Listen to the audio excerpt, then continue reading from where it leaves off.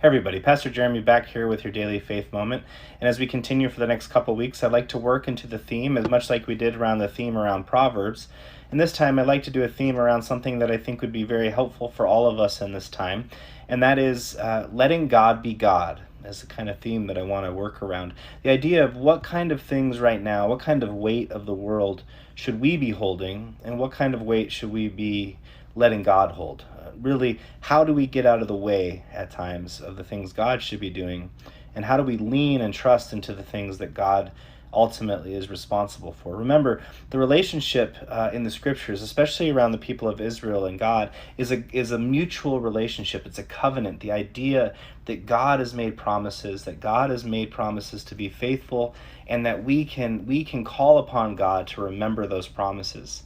And that's one of those things that becomes very important. Oftentimes, when we ask God to remember God's promises, that has a lot to do with us remembering who we are and what we're not supposed to do. Remember, we are not God. That's the first commandment. And so the same way the 10 Commandments were the ways upon which people of that region would know that the Israelites were God's children, the way that they behaved, the way that they saw the world, the way that they encountered their neighbors, and the way they loved them was meant to be the ways that God had showed God's self through God's people. In the same way, we see that echoed in John chapter 13, and this comes from chapter 13, verse 34 through 35. Jesus says something very similar to this idea. I give you a new commandment, that you love one another. Just as I have loved you, you should also love one another. By this, everyone will know that you are my disciples, if you have love for one another. This idea that these commandments, these ways of life, were never God's rules for us to follow or just obey. They were meant to be God's ways in which we live into. That they become part of our aura, part of our personality, part of our character, part of our heart that goes out into the world. That these ways that God has given us to live are not just not just tenets of obedience, but they become ways of life that are lived out into the world. And one of the things that God doesn't ask us to do is to hold the weight of God. And I think that's why the first commandment and the 10 Commandments starts with that very understanding. I am the Lord your God, and you're not. And yet also the same commandment that we have in John is also something that Jesus is reminding us, that there is a certain part of this work that's about to happen. If you read this story in chapter 13 of John, this is part of Jesus's farewell address, or at least it leads into that. And there's a part here where he tells the disciples, where I'm going, you cannot come. That there is part of this work that God is going to do and that we cannot follow. But it doesn't mean we don't have work to do.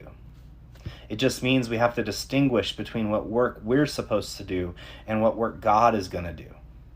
And remembering that the difference might be very important for us, because right now, folks, I can tell you one thing. We are not strong enough to uphold a world ravaged by a pandemic.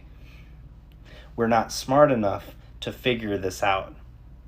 But there's something that's with us that will.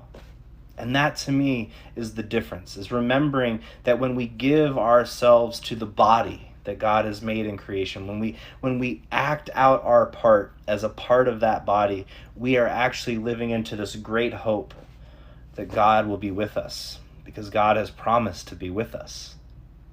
And so the weight that God carries is the weight that we need, but we also need to remember that calls us to carry the weight that we're supposed to.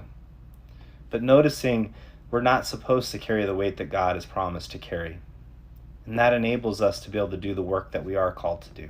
Here, Jesus reminds the disciples in the 13th chapter of John that Jesus, as God, will go and do this work of death and resurrection and ascension.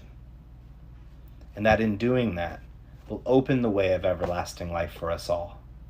And that gift of everlasting life then gives us freedom now in the living to love one another, to not have to carry this weight of our own judgment, but to rely on God. And in that, be free to love and to hope, to be part of what is good, to be part of what is true. Frees us to do the work that we're called to do. So remember, God's promised to do some heavy lifting, and God certainly is doing that alongside with us now. So may God bless you and keep you on your way today. Amen.